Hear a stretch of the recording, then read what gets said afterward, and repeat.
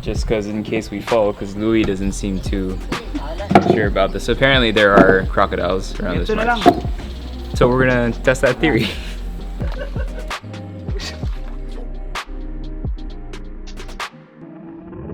Travel is becoming more accessible, and with that, the places you once loved because of their peaceful isolation might be getting crowded. But that doesn't mean there's nowhere else to look. The Philippines is a country filled with adventure, from the mountains to the sea. Grab a car and create your own journey. This is Going Coastal. In our first episode, we explored Davao Oriental and drove up to Bislig and Surigao del Sur. We decided to stay one more night in Hinatuan Bay as it had so much more to offer.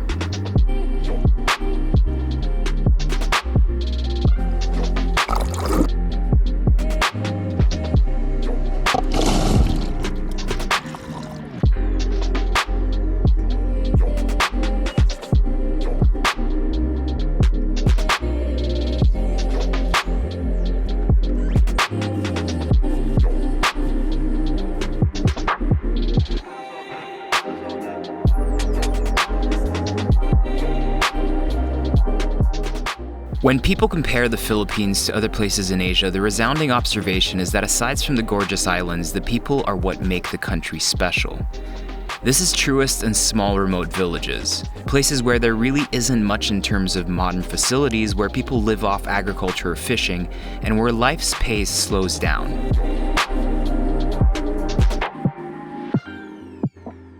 The locals will be curious as to why you were there and will always be ready to lend a helping hand, often amused by our questions about where we can go and what we can see. It doesn't say. Sorry, here's the tails.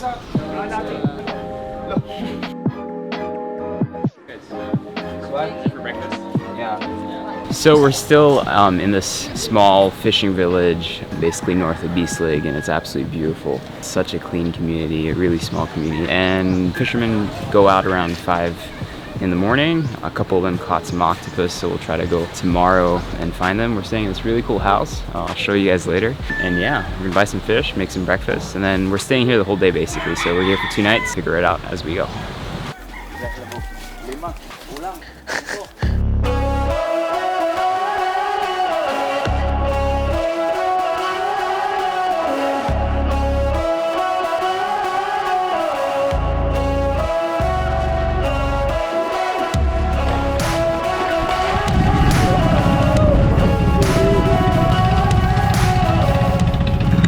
Waves look massive, so we're still checking if we want to go on big waves.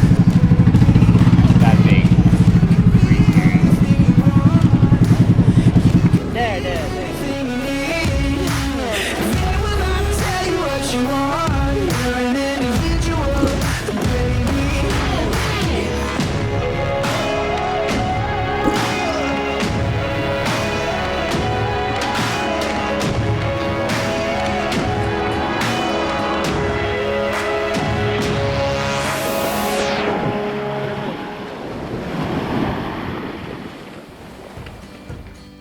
We're kind of hungry, so we're looking for food now. So we got fish a while ago, we got some octopus. Now we're trying to find some fruits, some vegetables. It's a really small town, just one street.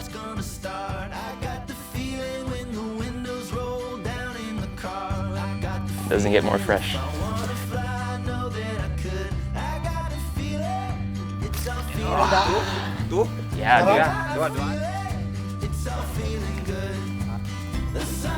May 10. Here po. Thank you. 20 eggs. Head buko, kamote. Making an omelet. There's no meat. In like 2 seconds.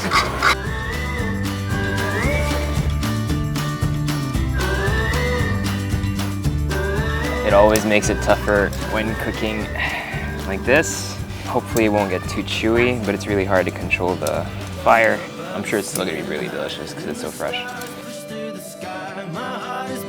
Faster when I got you right by my side. I got a feeling if we wanna I'll give you a quick tour of where we're staying. So this is kind of like our hammock station, our cooking station, our eating station, and our drinking station. I'm gonna go take a shower now, wipe off all that sea salt. Silk commercial. It smells good. It smells like a papaya.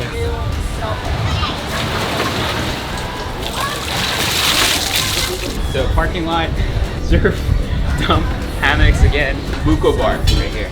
This is the grill and the kitchen. This is the rack and roll toilets. You don't need to see that. Then we go upstairs. This is our little balcony. Very nice because you can actually spot the waves from here in the morning. And then finally, these are the rooms we're sleeping in.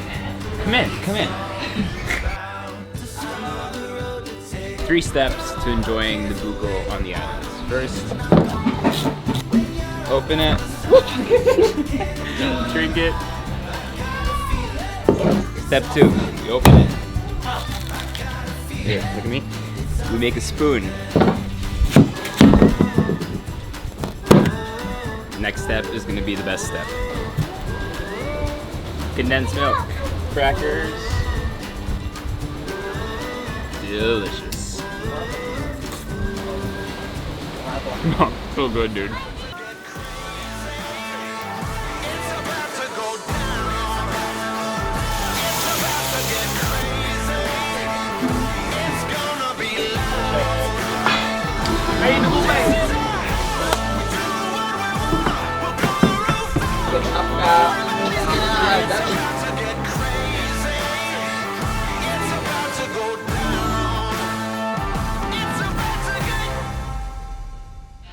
Because of all the fun of the previous night, no one woke up early to surf, and we started loading up all our gear at 7 a.m. to head off towards our next destination.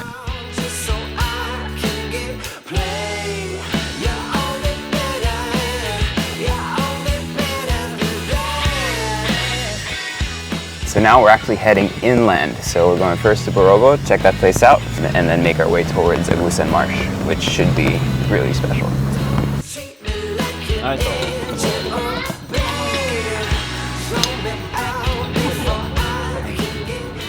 Quick stop at Manobo, and this carinderia looks amazing. It's like super fresh, well presented. You can really tell that they took care in cooking the food. So this place is called Barotos. Let's try everything out. Some squash and gata. This I think is the santol or langka. Langka. Like vinegar, coconut milk, ginger. That makes me so happy. So good.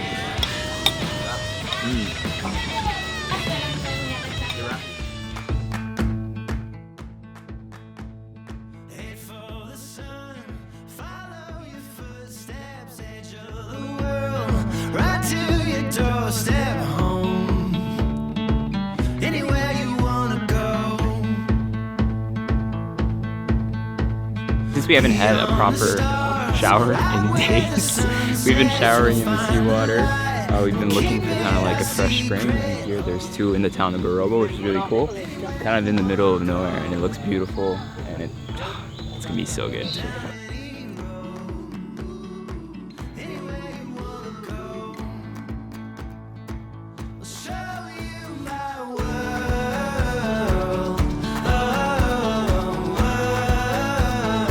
So the river runs into the community of Manobo, and you can see how clean it is. It's actually amazing.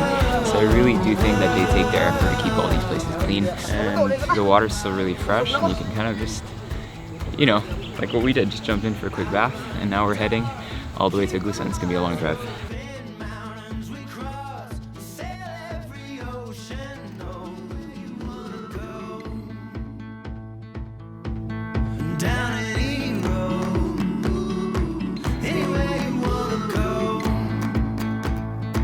We drove for 2 hours looking for Barangay Poblacion in Loreto, as this was going to be our jumping off point to explore the marsh.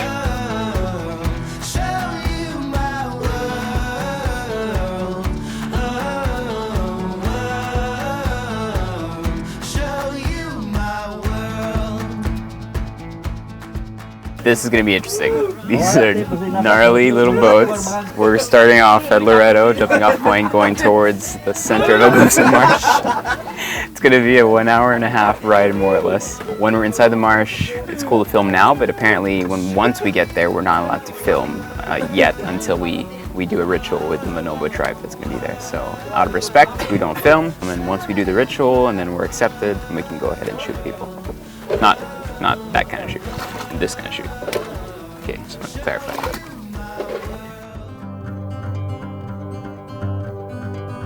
It's a floodplain in the middle of the Agusan River Basin where waterways from Agusan del Norte, Agusan del Sur, and Compostela Valley come together. This area contains 15% of the country's freshwater resources, mainly in swamp forests, making it a very ecologically significant area. We wanted to stay at the center of the marsh, where there is no visible ground and the area is covered in water, lily pads, and hydrophytic plants. It's just not the easiest place to get to.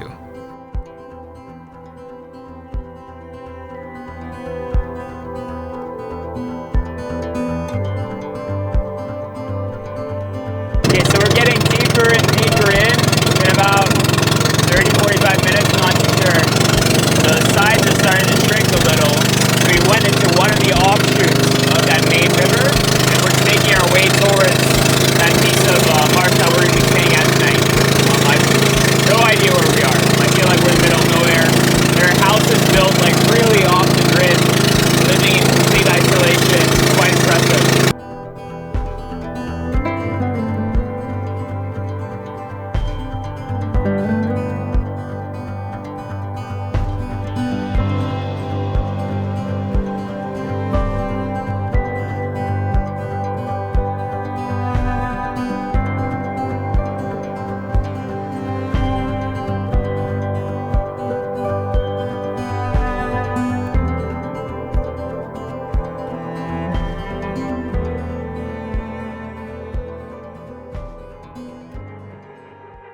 At first, you don't really understand it. You feel like you can walk on this green quilt that's spread over the lake, until you realize that there's nothing really underneath.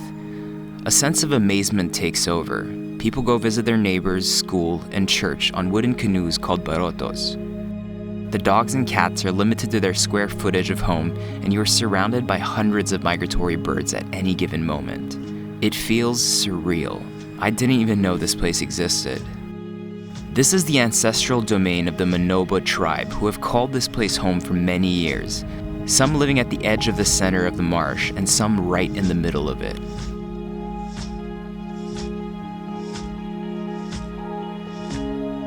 The ritual we went through with the Datu was about giving thanks, not really asking for anything. Just talking to Amigo, a local deity, about who we were and about our intentions.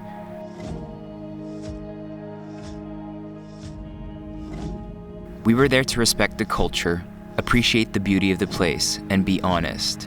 It was very heartwarming. Once the ritual was over, we were ready to try one of the barotos on our own.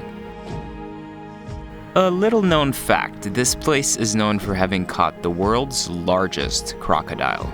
The fishermen we met were quick to tell us, though, that there were probably bigger ones still roaming underneath. An estimated 5,000 of them. Just what we needed to hear.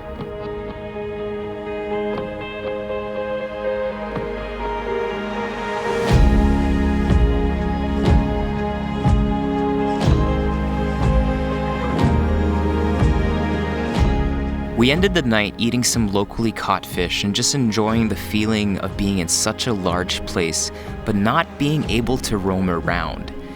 Imagine it's like being on a boat in the middle of the ocean, yet surrounded by unseen land.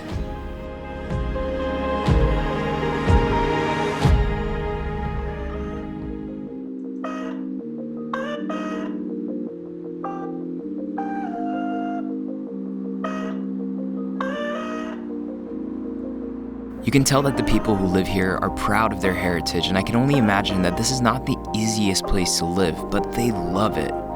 However, it's not without its problems.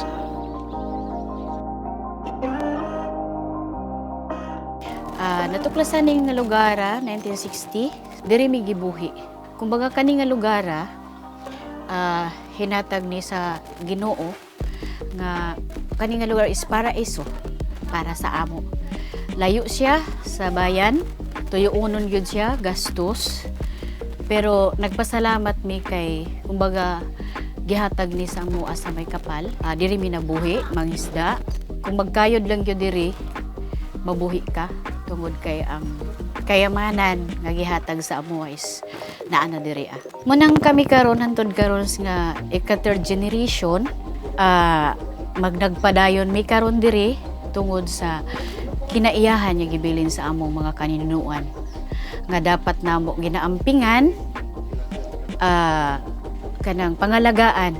Ang pinaka-importante yun nga nahatag sa amo ang mga pangatunan nga dapat yun nga mismo ikaw yun nga tribo ang mulihok. Una, mapangalagaan nimo ang lugar.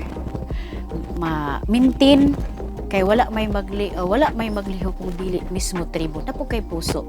Amo. Kanang imo siyang tagaang gyud og bili. Pinaka problema gyud karon nga gusto na ko ipaabot or basin na apay mga agencies nga pwede mo tabang sa moas. Mga 2014 gitagaan mi og funding sa DNR through kanang atangan daming. Ang purpose ana sir nga pagbaha dili na siya sige abono yung lahat ng community. Ang purpose niya na sana hindi mawawala itong abusan. Nagpe-pray ako nga sana may bisita ako na pwede kong ma-share kung ano ang dapat naming gawin yan, kung sino bang pwede kong harapin. Ito ang pinaka-importante sa amin. Mga water lily, o kabadya-badyan, sudayan ay dini, kana permaminti, usahay katambakan, wadag kabadyan. Malipadyan kay namangisday, supakatabang kay takaotawan. Malipadyan kay namangisday, suiyan man panginabuhian ay. Panahon kadlawon boyato mangisday, dito kapitang batok. The marsh also acts as a sponge for the surrounding areas. When it's rainy season, water flows in and is eventually absorbed back into the earth. However, because of deforestation and certain areas of the marsh being converted into agricultural plantations, this natural cycle has been disrupted, meaning increased flooding in the surrounding areas and posing a threat to the biodiversity of the area. Here we go. It's now or never. Take me home. Let's go together. Look out below. 'Cause I'm falling for you. You. Geronimo. It's now or never. Take me home. We left the marsh renewed. All of us really had no idea what to expect, and the constant hum of the pump boats did little to settle everything down that was going through our minds. When confronted with an experience that snaps you out of your reality, you realize how little you know and how thankful you should be of what you have. We parted ways with the Filipino fighter boys, and a sense of stillness took over me as we drove back to Davao. Exhausted, worn out, yet completely full of life.